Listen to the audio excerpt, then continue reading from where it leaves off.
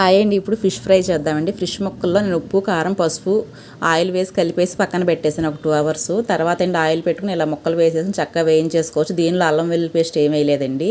ఇదిగోండి ఇప్పుడు వేసాను కదా అల్లం వెల్లుల్లి పేస్ట్, కొంచెం కొత్తిమీర, గరం మసాలా, ఉప్పు, కారం, పసుపు వేసాను. ఇవన్నీ చక్కగా కలిపేసండి దీనిలోకి ఒక నిమ్మకాయ పిండేసి మొత్తం శుభ్రం కలిపేసుకుంటానండి. కలిపేసుకున్న తర్వాత ఇది కొంచెం ఆయిల్ పెట్టి అదొకటి స్కిప్ అయిందండి. వీడియో ఆన్లో ఉందనుకున్నాను, ఆన్లో లేదనమాట. ఇది ఆయిల్లో వేయించేసి ముక్కలన్నీ వేసి ఒకసారి కలిపేసుకోవచ్చు అండి. చాలా అంటే చాలా టేస్ట్గా ఉంటుంది చేపల ఫ్రై.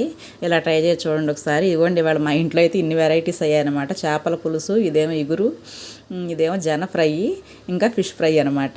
ఇలా చేసుకుంటే ఫిష్ ఫ్రై అయితే చాలా బాగుంటుందండి. చాలా రోజులు నిల్వ ఉంటుంది.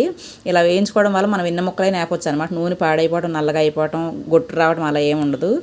ఇంకా మా వాడికి ఆకలేస్తుందని పెట్టిచ్చేస్తున్నాను అనమాట. ఇన్ని వెరైటీస్ ఉన్నా మళ్ళీ మా చిన్నాడికి బిర్యానీ తేవాలి, వాడు తినడు అనమాట. మా పెద్దవాడు కూడా ఈ మధ్యన అలవాటు చేసుకుంటున్నాడు. బాయ్ అండి. నా వీడియో నచ్చితే